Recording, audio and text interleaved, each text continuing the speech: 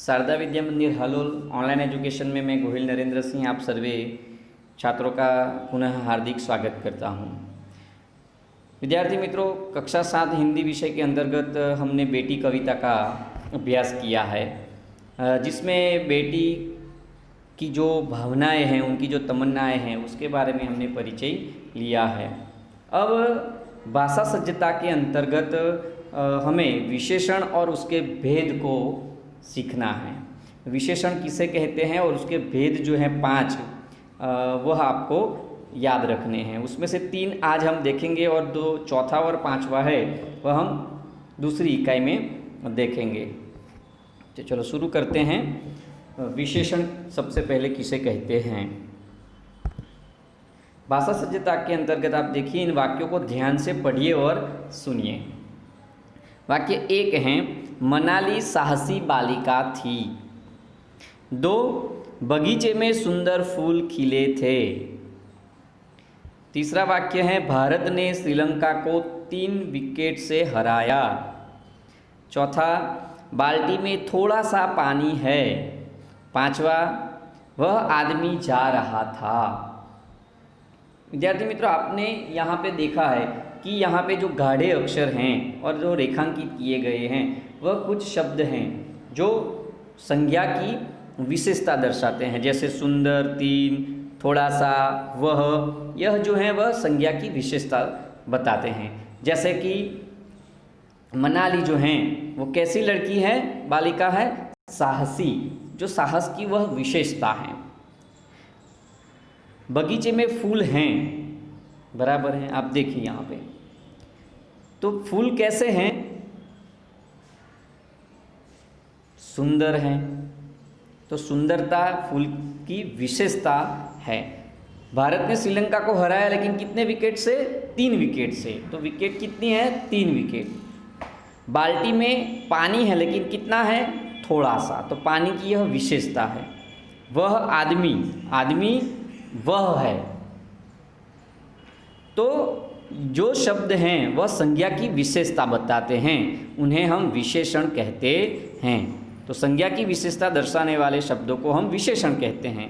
तो आज हम विशेषण के प्रकार के बारे में जानेंगे। हमने विशेषण के बारे में जाना है। अब इन वाक्यों को आपको पढ़ना है कि किस प्रकार के वाक्य हैं। 1, हमारे देश में ईमानदार लोग ज़्यादा है। दूसरा वाक्य, मुंबई जाने के लिए लंबा रास्ता तय करना पड़ता है। तीसरा वाक्य है, कौवे का रंग काला होता है। चौथा, खरगोश का शरीर मुलायम होता है। 5वां वाक्य है, शरीर के साथ मन स्वस्थ रखना जरूरी है। 6ठे वाक्य में देखिए, भारतीय संस्कृति विश्व में प्रसिद्ध है। वाक्य 7, पानी गंधहीन होता है। 8वां वाक्य, पूर्व दिशा में सूर्योदय होता है। इन वाक्यों में रेखांकित शब्द वाक्यों की संज्ञा दर्शाते हैं। जैसे ईमानदार लोग, तो वह उनका गुण दोष दर्शाते हैं। लंबा तो उसका आकार दर्शाता है। काला जो शब्द हैं वह उसका रंग रूप दर्शाते हैं। यहाँ पर आप देखिए ईमानदार शब्द हैं तो लोगों की ईमानदारी को दर्शाता है। रास्ता है, लंबा है, वह उसका आकार है। काला जो है वह रंग रूप दर्शाता है। खरगोश का जो शरीर है वह मुलायम है, तो उसका स्पर्श कैसा है, दशा और अवस्था को दर्शाता है, स्वस्थता। और यहाँ पर भारतीय जो है वह स्थान, देश, काल को दर्शाती है। पानी गंधहीन है, यानी कि स्वाद, गंध को दर्शाता है। और जो पूर्व दिशा है वह दिशा को प्रदर्शित करता है। तो अर्थात हम कह सकते हैं कि जिस शब्द से संज्ञा के गुण दोष, आकार, रंग रूप, स्पर्श, दशा, अवस्था, स्थान, देशकाल, स्वाद, गंध और दिशा का बोध होता हो, उसे गुणवाचक विशेषण कहते हैं। तो गुण को दर्शाता है, इसीलिए उसे गुणवाचक विशेषण कहा जाता है। तो ये जो सारे शब्द हैं वह संज्ञा के गुण दर्शाता है। इतना आपको जानना जरूरी है कि गुणवाचक विशेषण जो हैं वह संज्ञा या सर्वनाम शब्दों की विशेषता का बोध कराता है। कैसे? तो 8 प्रकार से हम देखेंगे। तो सबसे पहले देखते हैं गुण दोष। गुण दोष में ईमानदार, बुद्धिमान, चतुर, योग्य, अच्छा, बुरा, बेईमान, दुष्ट, क्रूर, आलसी, अयोग्य, पापी आदि। दूसरे नंबर पे देखिए आकार, तो कैसा होता है? तो गोल, चौड़ा, लंबा, पतला, छोटा, मोटा, वर्गाकार, तिकोना आदि। 3 रंग रूप। रंग रूप कैसे हो सकते हैं? तो जैसे सफ़ेद, काला, पीला, सांवला, गोरा, मैला, चमकीला आदि। 4 स्पर्श। स्पर्श कैसे होते हैं? तो कोमल, कठोर, खुरदरा, चिकना, मुलायम आदि। दशा और अवस्था की बात करें तो स्वस्थ कैसे हैं? तो स्वस्थ हैं, कमजोर, बीमार, दुर्बल, रोगी, बूढ़ा, युवा, यह दशा और अवस्था है। 5 स्थान देश काल की बात करें तो ग्रामीण, प्राचीन, भारतीय, शहरी, जापानी, पंजाबी, यह स्थान और देश काल को दर्शाता है। और 7वां स्वाद और गंध की बात करें तो स्वाद और गंध कैसा होता है? तो मीठा, खट्टा, चटपटा, कड़वा, फीका, तीखा, ये जो है वह स्वाद और गंध है। 8वां दिशा, पूर्व, पश्चिम, उत्तर, दक्षिण आदि। तो इस प्रकार से यह गुण को दर्शाते हैं। अब आगे देखते हैं कि अब इन वाक्यों को आपको ध्यान से पढ़ना और सुनना है। वाक्य 1, प्रयाग 3 नदियों का संगम स्थान है। दूसरा, आज केवल आधा लीटर दूध चाहिए। तीसरा वाक्य, गौरव तीसरी कक्षा में पढ़ता है। चौथा वाक्य है, सचिन वनडे में दोहरा शतक लगा चुके हैं। 5वां वाक्य है, हमारे देश की चारों दिशा रक्षित हैं। यहाँ पर आप देखिए कि हर एक वाक्य में किसी न किसी संख्या का बोध होता है, कोई ना कोई संख्या का। जैसे 3 जो हैं वह संख्या को दर्शाता है, नदियों, 3 नदियाँ हैं, बराबर हैं। फिर दूध कितना है? तो आधा, वह मात्रा दर्शाता है।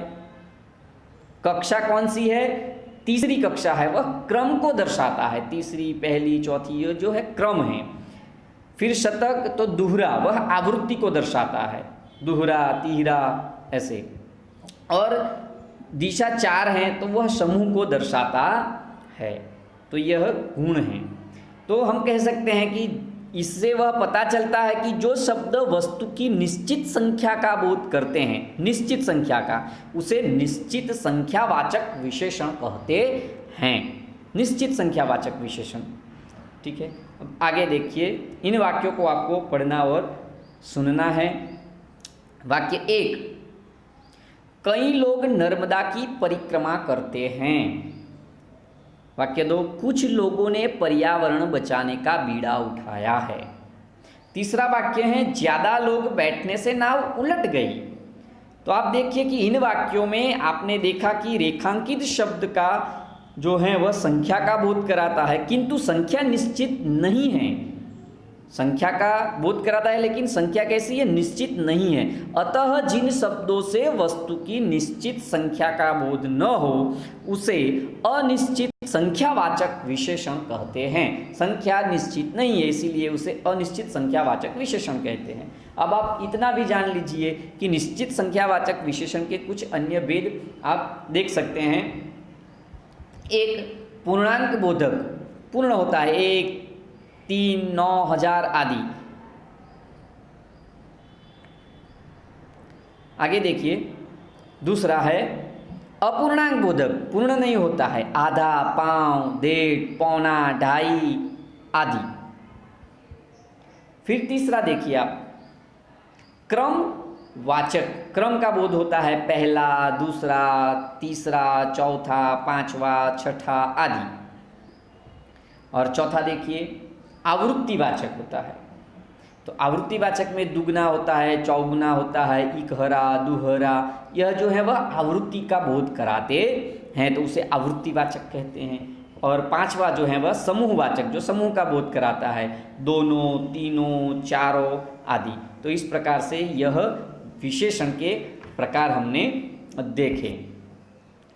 तो विशेषण फिर से याद रखिए कि जो शब्द संज्ञा की विशेषता बताता है, संज्ञा की विशेषता बताने वाले शब्द को विशेषण कहते हैं, जिसके 5 प्रकार है। गुणवाचक विशेषण, जिसका अभ्यास हमने किया कि जिस शब्द से संज्ञा के गुण, दोष, आकार, रंग, रूप, स्पर्श, दशा, अवस्था, स्थान, देश, काल, स्वाद, गंध और दिशा का बोध होता है, उसे गुणवाचक विशेषण कहते हैं। दूसरा है निश्चित संख्यावाचक विशेषण, जिस शब्द से वस्तु की निश्चित संख्या का बोध होता हो, उसे निश्चित संख्यावाचक विशेषण कहते हैं। और तीसरा देखा हमने कि अनिश्चित वाचक विशेषण, जिस शब्द से वस्तु की निश्चित संख्या का बोध न होता हो, उसे अनिश्चित वाचक विशेषण कहते हैं। और चौथा और पांचवा जो है एक परिमाणवाचक विशेषण, और पांचवा जो है वह सार्वनामिक विशेषण, वह हम अगले चैप्टर में यानी कि दूसरी इकाई में उसका अभ्यास करेंगे।